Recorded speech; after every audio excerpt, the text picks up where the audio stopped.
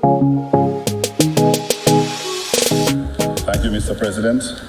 Before I move to the substantive motion, I want to join you in welcoming our guests, our students from Birmingham University, and I realize quite a few of us in this chamber do have some history with that university, so I welcome them. I hope they do benefit from the deliberations in the Senate today and wish them well with their future endeavors. Mr. President, I beg to move the following motion standing in my name. Be it resolved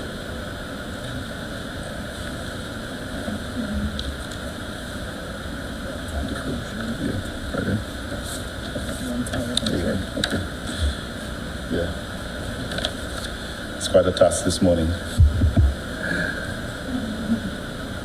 Whereas, as it is provided by Section 63(1)(a) of the Public Finance Management Act, number 14 of 2020, the Act that the Minister of Finance may, by affirmative resolution of Parliament, borrow from a bank or other financial institution for capital or current expenditure of government.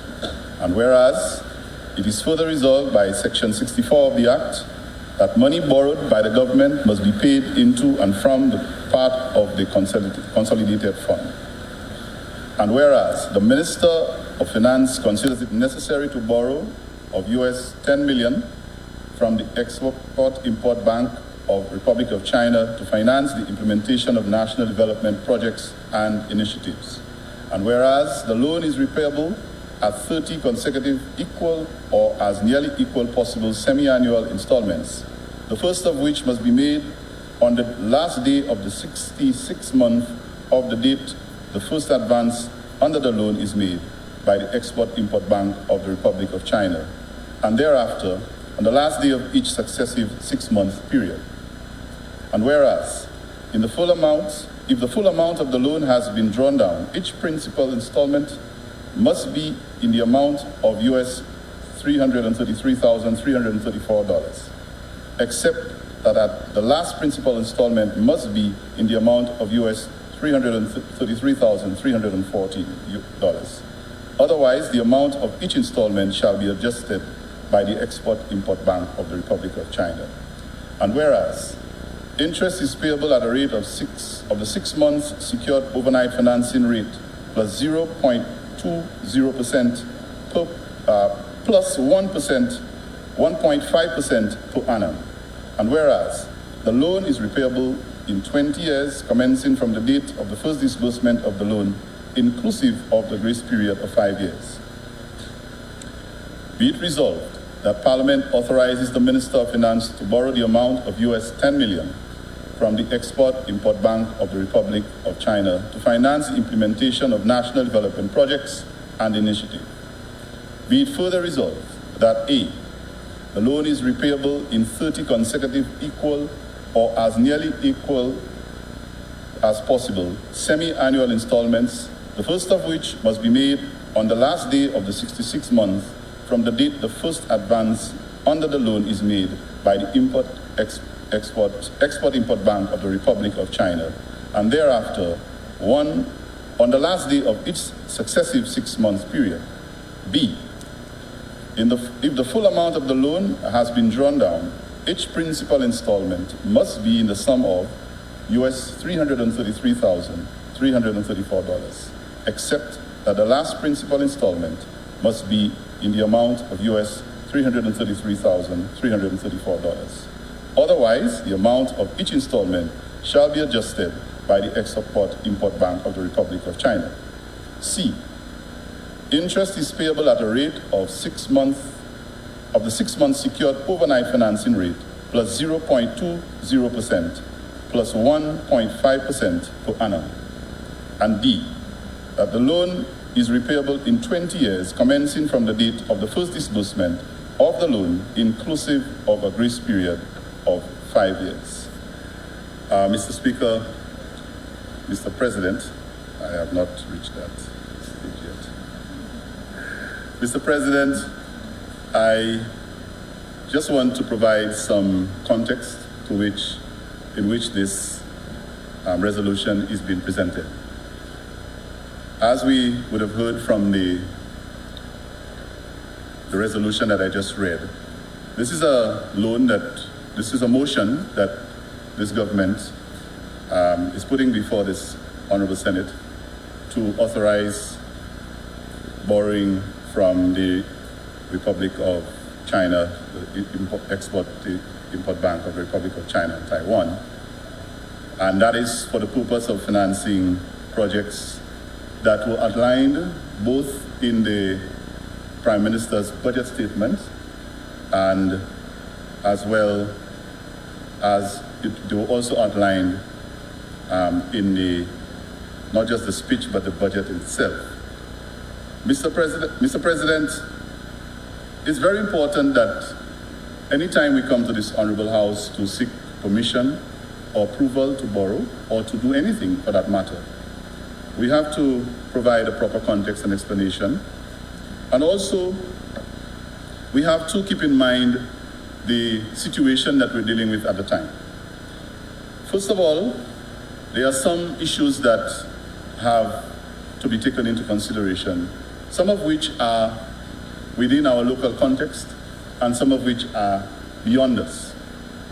I want to make reference, Mr. President, particularly to the first external issue, which all of us know by now, the war or declaration of war by Russia on Ukraine. When Mr. Putin made that decision, he didn't have us in mind. So, Mr. President, that particular situation, coupled with the already existing situation that we came into government and found, which is still with us, COVID-19, really has exerted serious external shocks on us as a country and has had serious implications for our operations. 3 years ago or 2 years ago, nobody would have thought that this situation would have been possible. And there are some circumstances under which you have to operate, but you may not have anticipated when you either are in opposition or in government. So, Mr. Speaker, Mr. President, as I mentioned, that particular situation has induced serious issues that we now have to deal with. Some of them including the increase in fuel prices, food prices. We have had to make tough decisions, and we've had to provide relief, absorb costs of several commodities to allow our regular St. Lucian customer or St. Lucian citizen to be able to continue to access the resources that are available. Mr. President, at the moment, the world is virtually at its knees because everyone is being affected by what is happening. We've heard the most powerful nation in the world, the leader of that nation, making it very clear that there is absolutely nothing he can do in the context of that war, and that certain realities are facing us. So this decision is a responsible one that had to be taken with this in context, and it is being taken to facilitate a number of things. Mr. President, some of the initiatives that this particular $10 million loan is intended to address or to put forward include financing of the very publicly spoken about and discussed youth economy initiative that this government in its 2021 election campaign mentioned and promised will be one of the revolutionary initiatives that will enable young people to develop or use their talents to develop into entrepreneurship and their skills into businesses.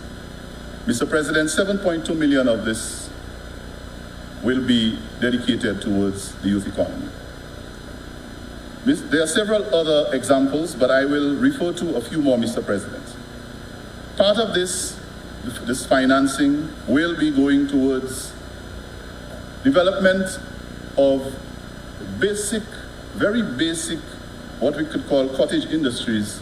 For example, the craft markets and the vendors in the community of Choiseul in the south, on the southeastern coast of St. Lucia, or the southwestern coast of St. Lucia. Mr. President, this initiative also is intended to provide assistance to our young CMOS farmers. This is an initiative that we want to support because right now, like bananas, we find that CMOS is being exported in its raw form, and there is not much being done to add value, to make the product more profitable and more marketable. And from this loan, there is also provision made for some of this money to be dedicated towards the improvement of the CMOS industry. And it's notable, Mr. President, that the craft market and the vendors who are going to benefit from this initiative are part of a constituency that is in opposition. I want to make that point within the context of what happened when I sat on this side of the House. We all know what happened, Mr. President. Now this government of inclusion has decided that the first time it comes to this House to borrow and to finance any of its initiatives, it has ensured that an opposition constituencies are not left out of the conversation.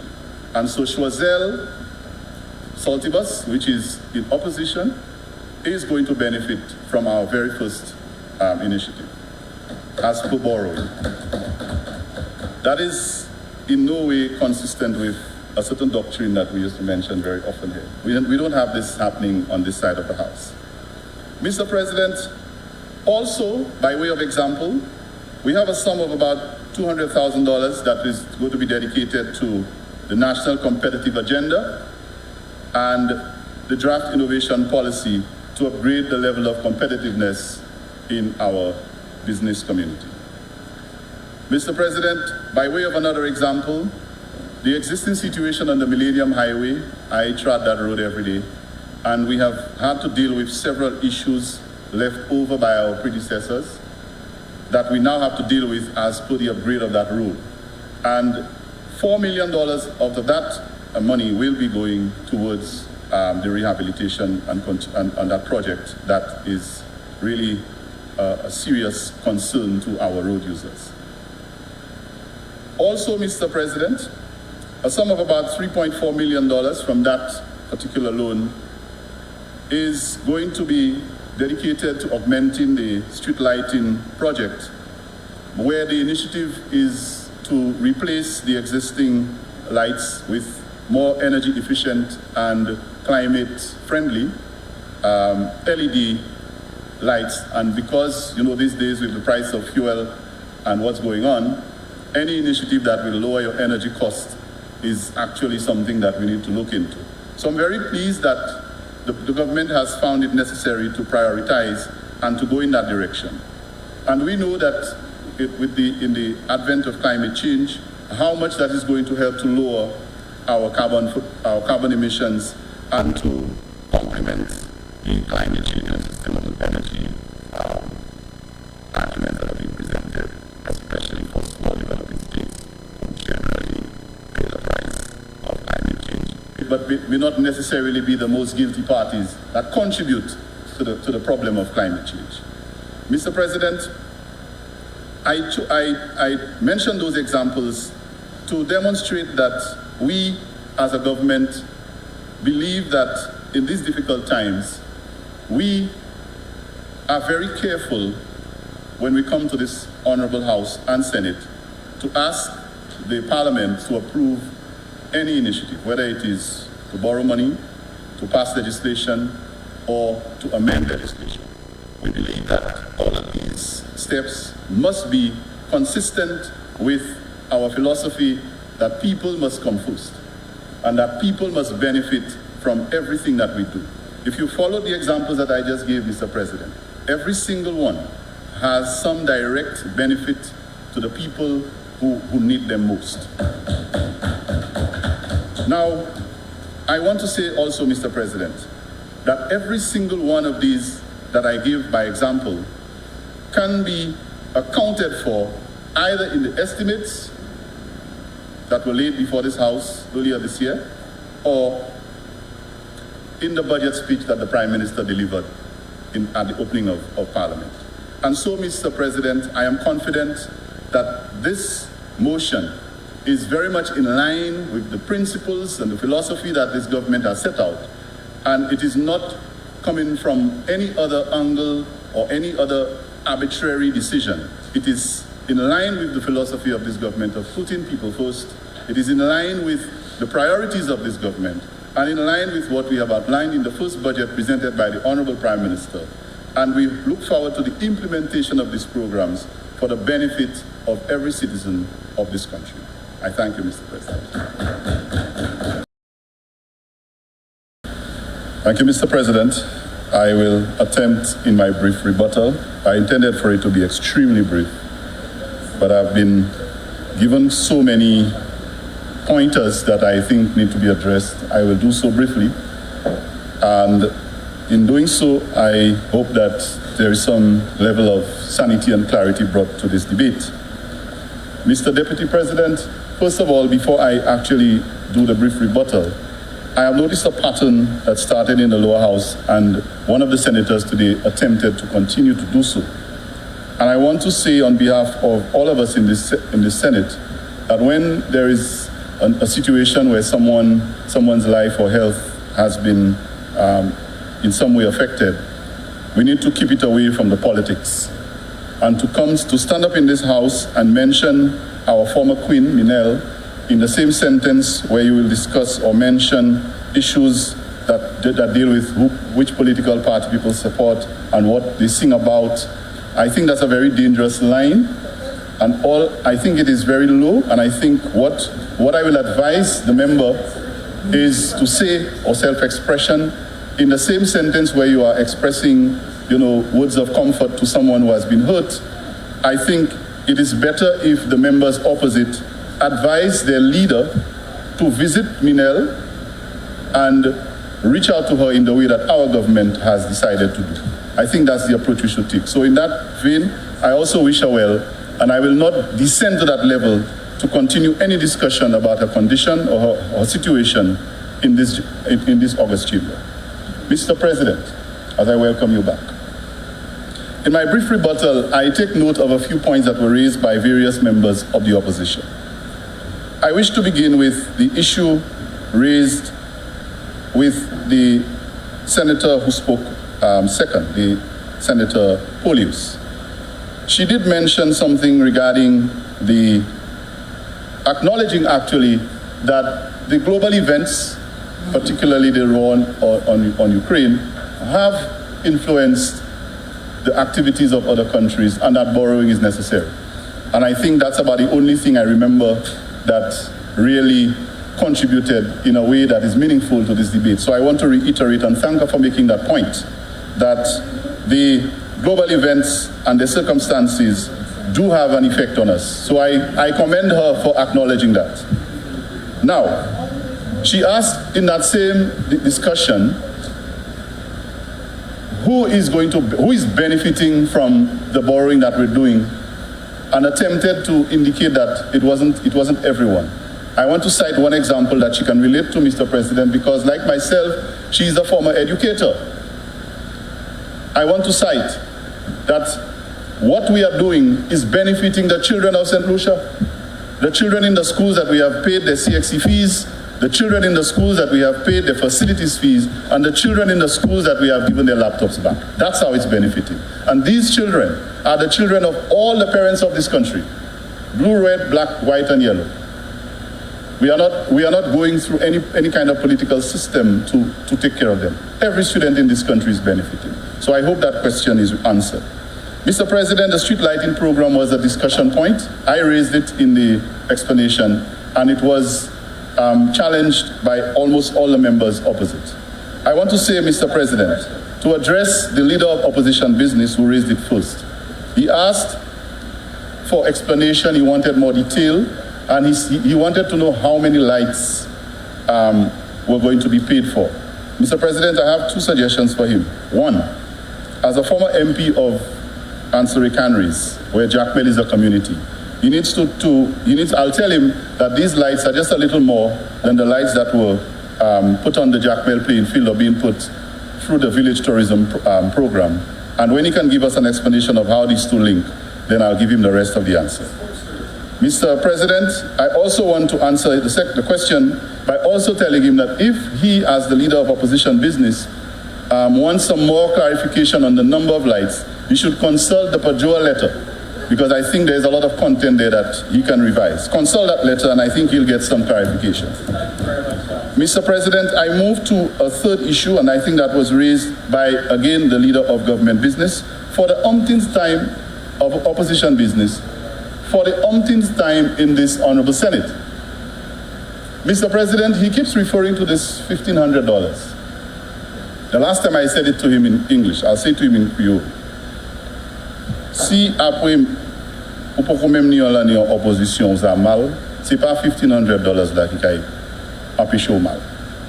And I think the issue here, I don't know how much he's concerned about that $1,500, whether, as my colleague said, if it is for the people of this country or if it is for himself. Mr. President, on another note regarding that, I want to also remind the member that while he's asking for direct cash to be given to people, if you do a bit of math and you calculate the cost that is incurred on a parent for buying a laptop, for paying CXC fees for 1 year or for one term for the child, for paying facilities fees for 1 year for the child, and you add together, it will be way in excess of double the $1,500 that he's talking about. So by these three actions only, this government has directly impacted the pockets of the parents who now can make use of that money to do other things. So it's not just because we haven't given everybody $1,500 cash in their hands that we have not made a dent, or we have not made a serious contribution towards alleviating the plight of the people of this country. So, Mr. President, I also need to remind the opposition that sometimes memory is short, and I don't like to come to this honorable house to remind them of what they did in government, because it has landed them over there. And it's very obvious that the people of St. Lucia weren't stupid and they made the right decision. So when they stand there and try to tell us that we're fooling people, we're not fooling anybody. Nobody's been fooled. St. Lucians sit, they've observed, and they make the decision at the right time. So if we want to know who's been fooled, let's wait for the result of the next elections, and we'll see who's been fooled. Mr. President, I also made note of a fourth point, and that is the discussion on COVID. There was a point raised by Senator Stanislaus when he asked about the COVID crisis, or suggested that the COVID crisis in his government's tenure was worse than the current situation that we have. I don't want to try to make comparisons there, because this can be a long drawn-out debate. But there's one thing I'd like to tell him, and I'd like to remind him of. During that COVID crisis that the opposition claims was so devastating, and we know it was, this opposition, then in government, borrowed in excess of $300 million that was put on the backs of St. Lucians in the name of that COVID crisis. So while he's saying that things were bad, they had fiscal space to borrow in excess of over $300 million that a lot of it now is still unaccounted for. We still want to know what happened to the vaccines money that was paid, that we cannot retrieve. We still want to know why we are still, after you borrowed $300+ million, this government is trapped with having to pay quarantine fees and quarantine bills that you left over. So when there is this talk about which crisis is worse, I don't want to get into this discussion. It's very clear what's happening. Mr. President, I now move to the issue of fuel prices. Mr. President, fuel prices around the world have gone up, and I think the opposition has admitted that. But the question was asked of this government as to What are we doing? And I remembered when the member of opposition, Senator Stanislas, with his charisma and his, his body language, give the people their money, These are little catchphrases that they thought was working until July 27th.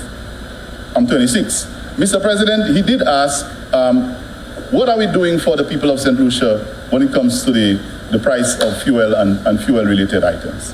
Well, I'll use one example, and I want the Senate to pay attention to the figure that I'm about to give. Mr. President, here is what we are doing.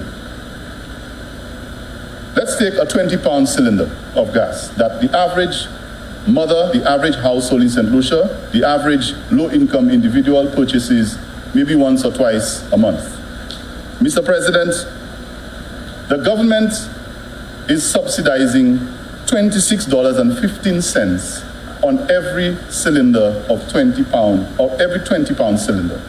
And so the St. Lucian household, average household, is now paying $43.78 for that 20-pound cylinder. Had it not been for the actions of this government now, the average household, the average housewife in this country would have had to pay $69.93 for a 20-pound cylinder. So you want me to answer the question? Here is what we're doing. We are subsidizing heavily the cost of fuel that they did not do in their time. They collected $4 of excise tax on fuel. Right now, Mr. President, we're collecting zero. In fact, in addition to collecting zero, we are contributing to it. But they enjoyed $4, increased it by $2.50, by 60%, and enjoyed $4 of excise tax.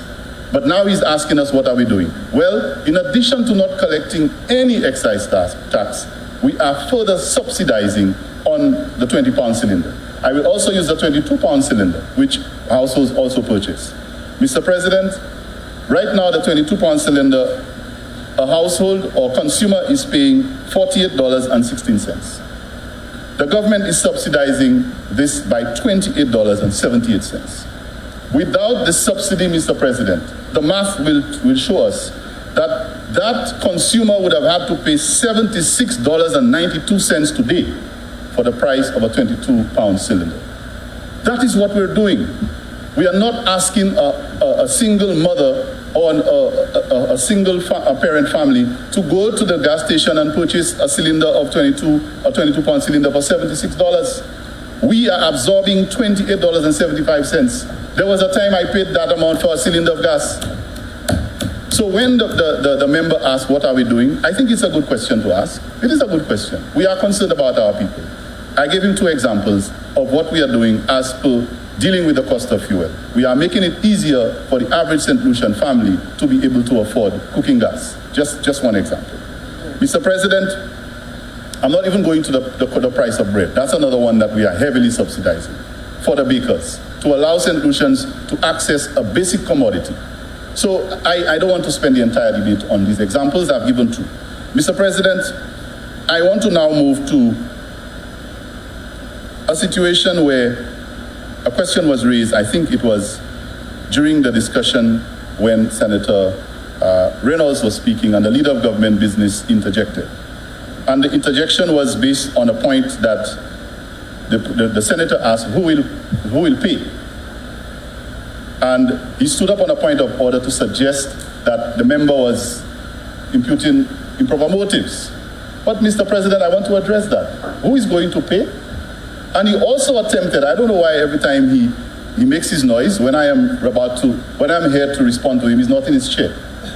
I don't know. I think I'm going to just stop responding because he's not here to get a response. But I will leave the message with his two colleagues. When he returns, please let him know that I'm responding.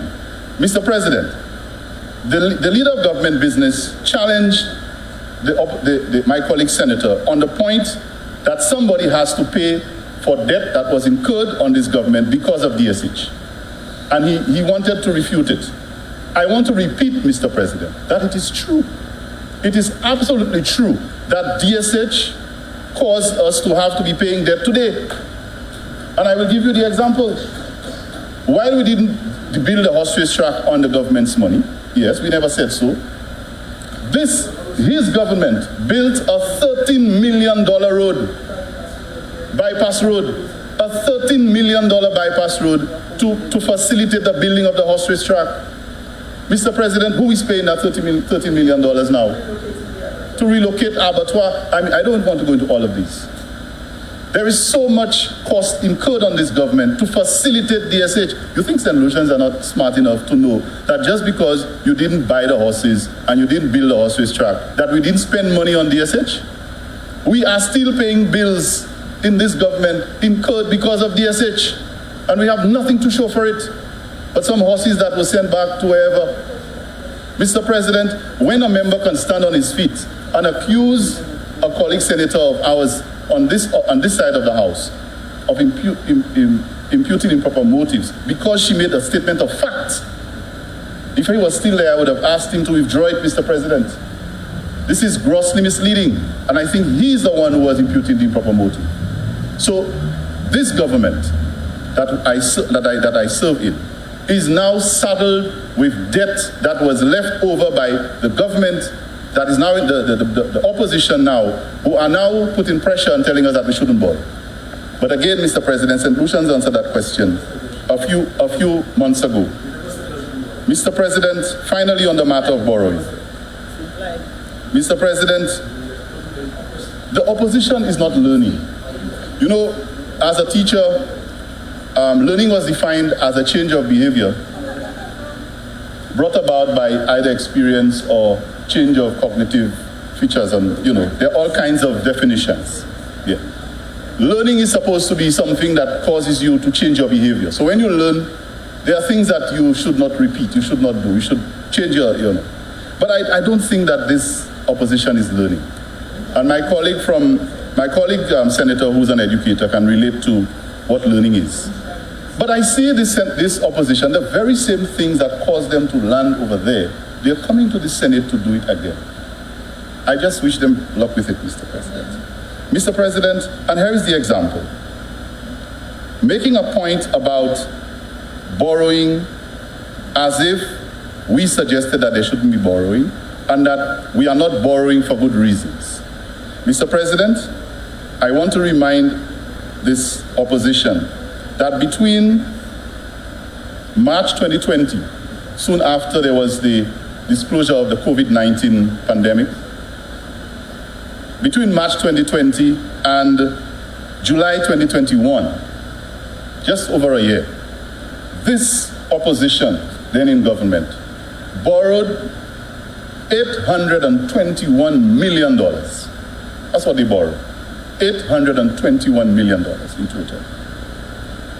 And one of these included a single loan after canceling a PPP arrangement that would have cost us no money, a single loan for the airport of over $500, that accumulatively $1 million, $500 million. But they can come and sit in this house today. We are asking the government to approve $10 million, and we've broken it down into so many different initiatives that they can come and try to make fun of this, bring in sugar. I don't know what is in that nylon bag, Mr. President. This plastic bag, I think that's mud. I don't know if it's some stuff from the Soufre Sulphur Springs, and I will not taste it because I don't trust what's in there. Mr. President, I don't know why a member will leave Soufre with a parcel of mud and come to this house and try to make fun of an attempt by this government to borrow $10 million to help the people of St. Lucia. It tells you how, you can respond to things on the spur of the moment, but to prepare yourself for a debate with that in mind, there is an intention there. That tells you the level at which the opposition is operating. They bring the props to the House. Well, I can thank them, thankfully. It's carnival time, so I forgive them. But there is no carnival in the Senate. This is a serious business place. If you want carnival, go and jump up with the revelers next week, Tuesday. This is a serious place for business. Don't bring props and try to papi show and ridicule the business of this house. Go and get your costume, register for one of the bands, and go and jump up on Tuesday and Monday next week. Mr. President, let me close. In closing, I want to say, that this government, after almost 1 year in office, is here to make decisions that the country needs to respond to. There were pronouncements made in the budget, and there were pronouncements made in the Prime Minister's budget speech. And this government will continue to align every action according to these pronouncements in the budget, and will be consistent in its plight or in its effort to ensure that every single initiative, borrowing, legislation, or any other that is taken in this country is going to redound to the benefit of its citizens and is going to bring our country into a better place than we found it when we inherited what this government left for us on July 26th of 2021. I thank you, Mr. President.